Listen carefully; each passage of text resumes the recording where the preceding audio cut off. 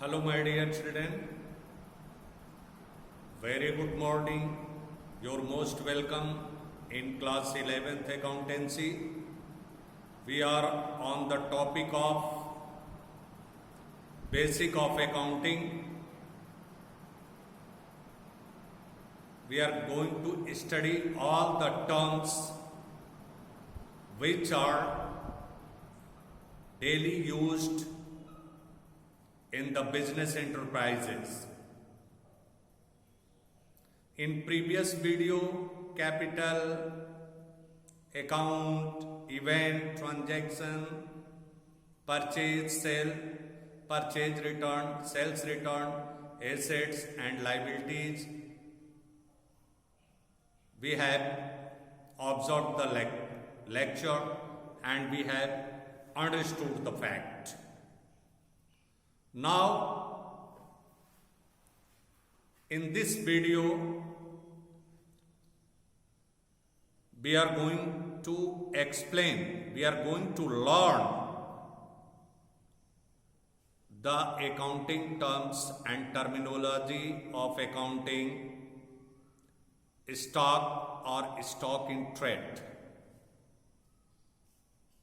What is the stock or stock in trade? The term stock includes the values of those goods which are purchased for resale. Such goods are included in the stock which have been purchased for reselling and they are remain unsold. That is called the stock in trade. Now, the two types of stock, opening stock and closing stock. Opening stock, the goods lying unsold at the beginning of the assessment year. साल जब शुरू होता है बेटा, उस समय का जो stock, be practical, be involved, being the businessman. Suppose that you have purchased goods of 50,000 and purchasing and buying, purchasing and selling the goods, expenses occurred during the assessment year, gaining profit, income, everything has been calculated by preparing the financial statement. My dear children, just at the end of the year, suppose that 31st March, the list of the unsold goods are prepared and the list is prepared, just you can find number of stock, number of commodity remain unsold. That is called the closing stock. And the next day, when it begins with the new year, that will become the opening stock. मतलब साल के अंत में कितना सामान हमारा बेचने से रह गया, ये हमारा क्लोजिंग स्टॉक होता है और यही क्लोजिंग स्टॉक नेक्स्ट ईयर का ओपनिंग स्टॉक बन जाता है. तो आप जान गए कि closing stock in trade, closing stock क्या होता है, ओपनिंग स्टॉक क्या होता है. अब आइए inventory. Inventory in case of manufacturer, the word that is used called inventory. My dear children, inventory, opening inventory, closing inventory. First, in case of manufacturer, producer of the goods. Suppose that आप एक factory के मालिक हैं, कोई factory, we can quote the burning example of sugar factory you have seen a lot. एक गन्ना मिल का हम आपको उदाहरण देते हुए ये इन्वेंट्री के विषय में बताएंगे. Inventory of raw material, it includes inventory of raw materials purchased for using them in the products. जो प्रोडक्ट हम बेचना चाहते हैं उस रॉ मटेरियल को जब हम यूज करके उसकी उपयोगिता को बढ़ा करके हम मार्केट में सेल करने लायक अपना सामान तैयार करेंगे तो यही जो होता है इन्वेंट्री ऑफ रॉ मटेरियल होता है। बट स्टिल लाइंग अनयूज्ड, अभी वो प्रयोग में नहीं ली गई है और आपने मंगाकर उसे रखा हुआ है, अभी यूज नहीं किया गया है, तो उसे ही कहा जाता है इन्वेंट्री ऑफ रॉ मटेरियल। जैसे आप शुगर फैक्ट्री लेंगे, आपने गन्ना परचेज किया हुआ है, तो गन्ना जब तक पड़ा हुआ है कैंपस में, न उसकी क्रशिंग हो रही है, न उसकी पेराई हो रही है, न रिफाइन हो रहा है, तो वो inventory of raw material. Inventory of work in progress, work in progress, it is also termed as inventory of partly finished goods. It means goods in semi finished form, semi finished form में रहेगा, उसे ही हम बोलते हैं work in progress. Such goods need further processing for converting into product. ये सामान process करते हैं हम इसे आगे ले जाते हैं ताकि ये हमारा पुनः जो है गुड्स प्रोडक्ट बन जाए। जैसे मान लीजिए शुगर मिल को ही लेते हैं, गन्ने की पेराई हो गई, गन्ने का रस निकाल लिया गया, उसका जूस निकाल लिया गया, जूस निकाल करके प्लांट में अभी तैयार किया जा रहा है, चूरा बन गया है, लाल कलर की शक्कर बन गई है, अभी उसे फिनिशिंग नहीं किया गया है, रिफाइन नहीं किया गया है, तो ये होता है वर्क इन प्रोग्रेस। तो इसका भी स्टॉक होता है। Inventory of finished goods, it includes the inventory of those goods which has been completely processed and ready for sale। ऐसे गुड्स, मान लीजिए शुगर फैक्ट्री का ही उदाहरण लिया था मैंने, तो हमारा चीनी का बोरी बन के तैयार हो गया और बोरी स्टॉक में गोडाउन में अभी फैक्ट्री के रखी हुई है, तो इसे कहा जाता है inventory of finished goods. Inventory of stock in trade, it includes the value of those goods which are purchased for reselling। मान लीजिए हम जितना तैयार करते हैं और भी ज़्यादा सप्लाई है, तो उसे भी inventory of stock in trade, हम दूसरी शुगर मिल से चीनी की बोरी खरीद के रख लिए, तो उसे कहा जाता है inventory of stock in trade.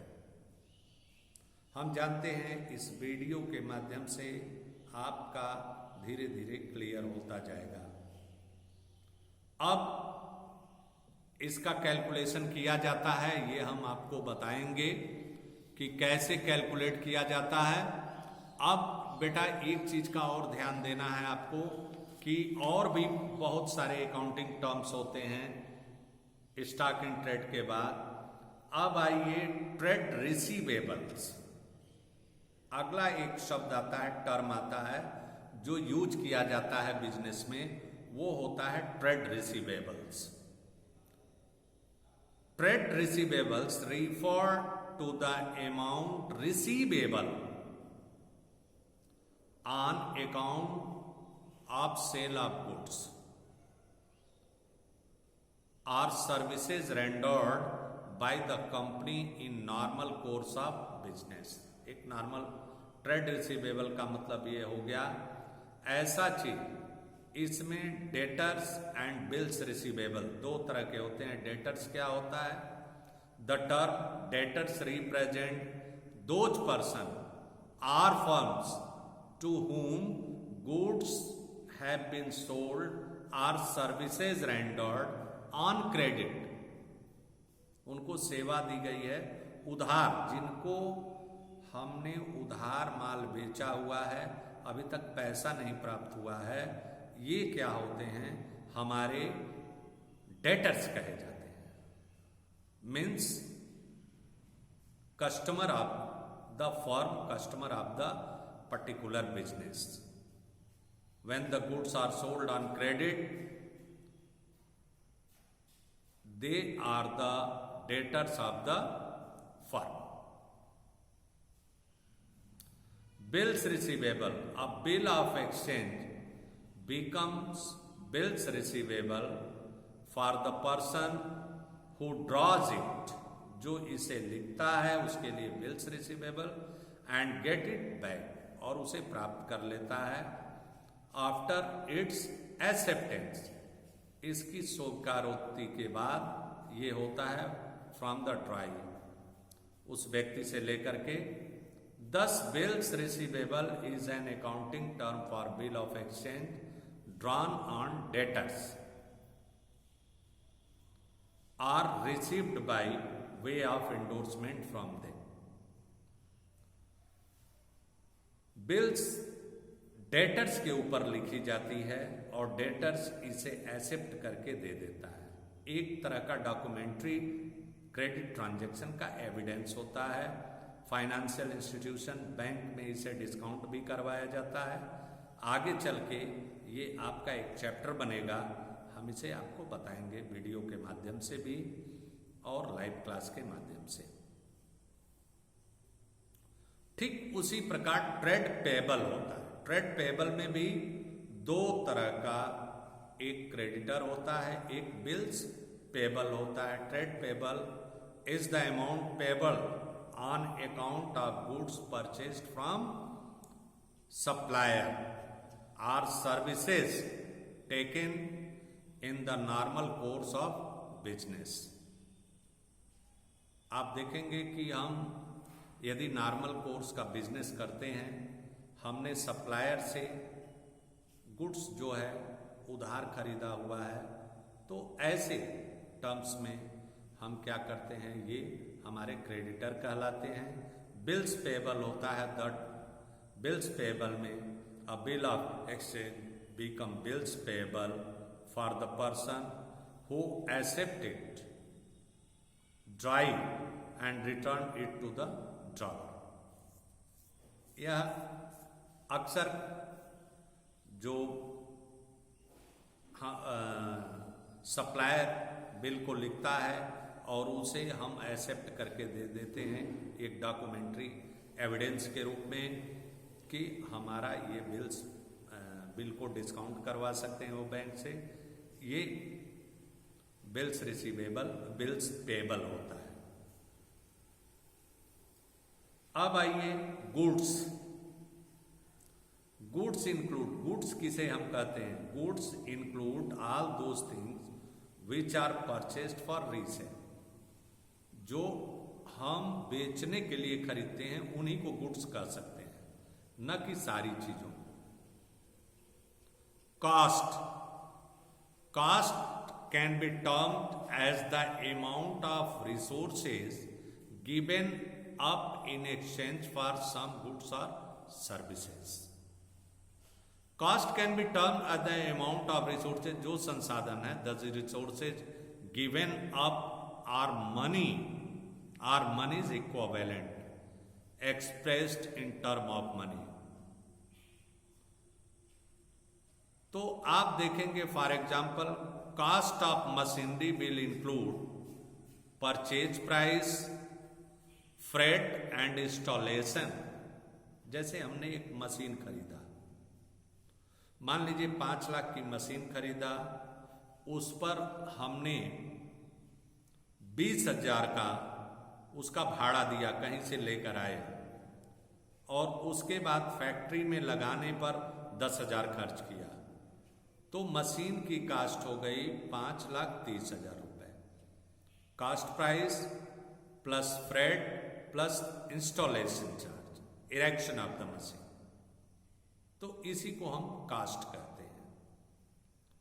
Voucher, a voucher is a document which provides the authorization to pay and on the basis of which the business transactions are first of all recorded in the books of account।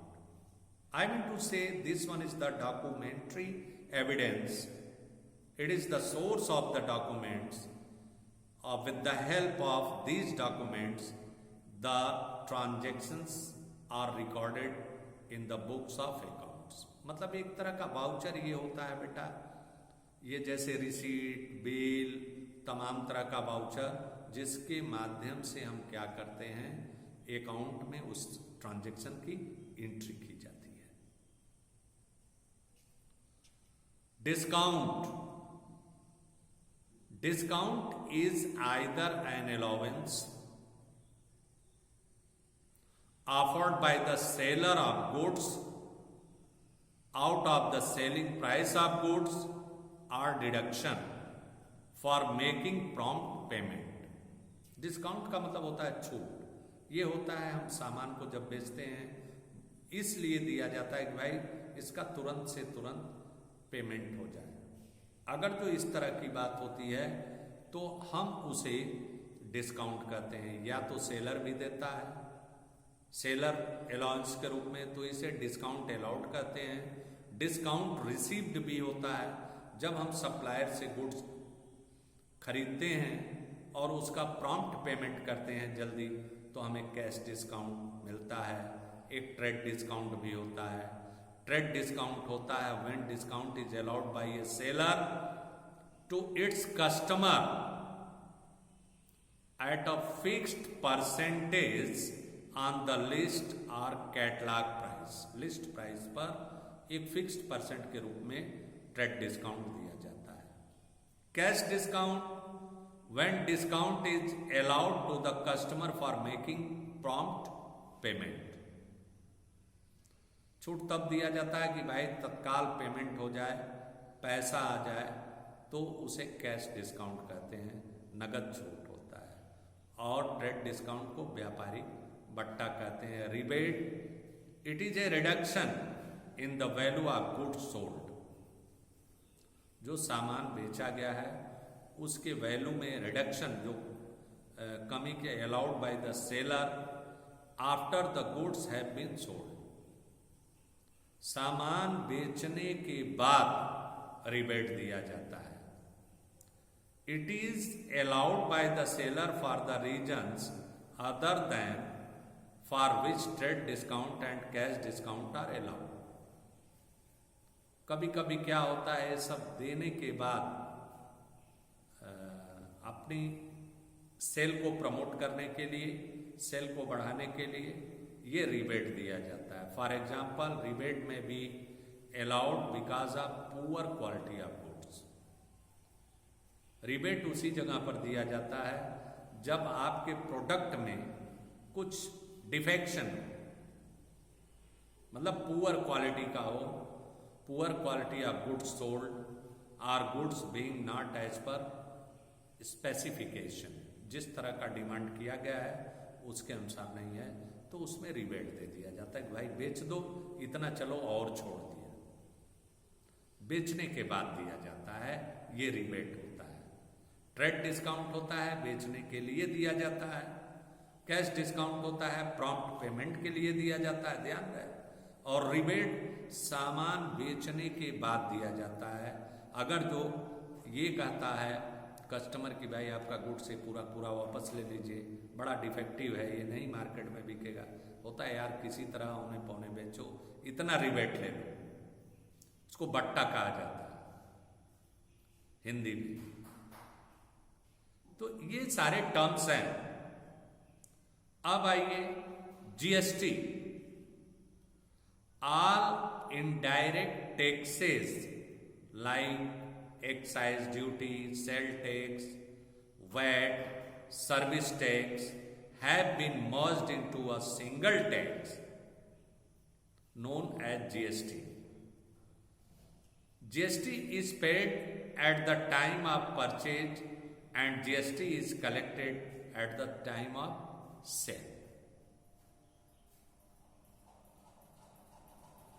Goods and service tax, ये GST होता है। One nation one tax, सारे tax को मर्ज कर दिया गया। Other important accounting terms में आप एंटाइटी ले लीजिए।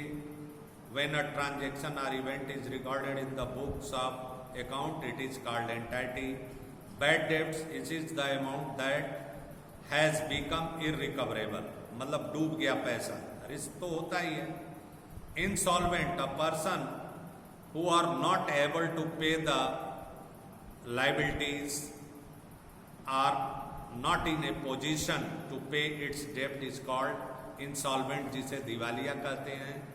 उसके बाद सॉल्वेंट, जो पर्सन डेप्ट को पे करने के लायक होता है उसे सॉल्वेंट कहते हैं. Stores, the term stores is used to denote materials held by an enterprises for the purpose of consumption in the business and not for sale, उसी को स्टोर करते हैं. जैसे lubricants, spare parts of machinery, ये सारे सब चीज stores में आते हैं. Revenue in accounting means the income of recurring, regular nature from any source, that is called revenue. Revenue from operation, it is the revenue earned by enterprise from its operating activities. से जो हम revenue collect करते हैं वो हमारा होता है revenue from operation. Entity, an entity or business entity means an economic unit which is formed for earning income by providing service or selling of goods.